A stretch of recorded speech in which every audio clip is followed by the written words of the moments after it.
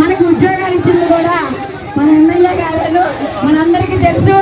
మనందరికీ మన దగ్గర మన ఉద్దేశించి మాట్లాడడానికి వచ్చారు. వారికి సాధారణంగా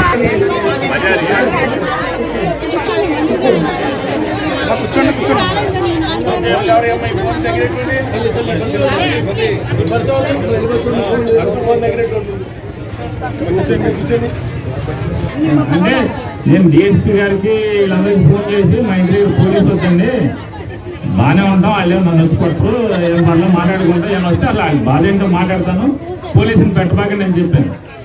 చెప్పాక ఊరికి అసలు ఎంతమంది వస్తారు ఏంటని టీకి ఏమైనా అరేంజ్ చేద్దామని ఆవిడకి ఫోన్ చేస్తే మన మన హరిబాబు మా ఇతను మాట్లాడండి, మా రఘురాం మాట్లాడి అమ్మ ఎంతమంది వస్తారు, ఎన్నింటికి వస్తారు అడగమంటున్నారు అని చెప్పారు. అట్లా కాదు, మేము రావడం ఏమి కాదు, ఆయన ఏమైనా వస్తాడేమో కనుక్కోమన్నారు.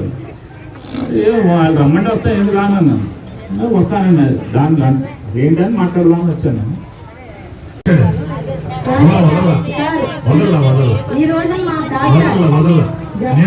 జాలసార్లు మాట్లాడారు,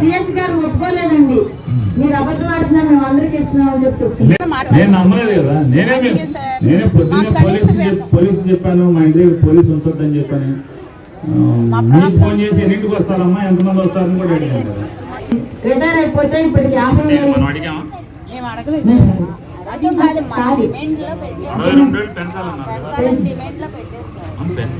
మనమే అడిగాం కదా, ఇబ్బందులు ఉన్నాయి.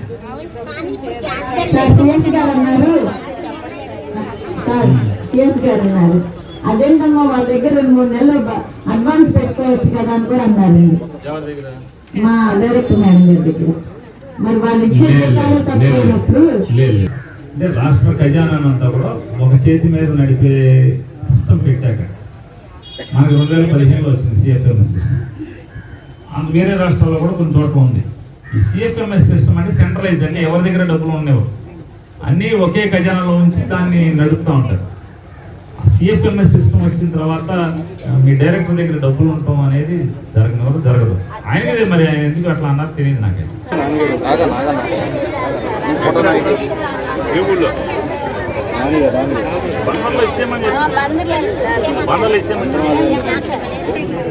క్యాన్సిల్ చేసుకుని దీన్ని పెట్టారు.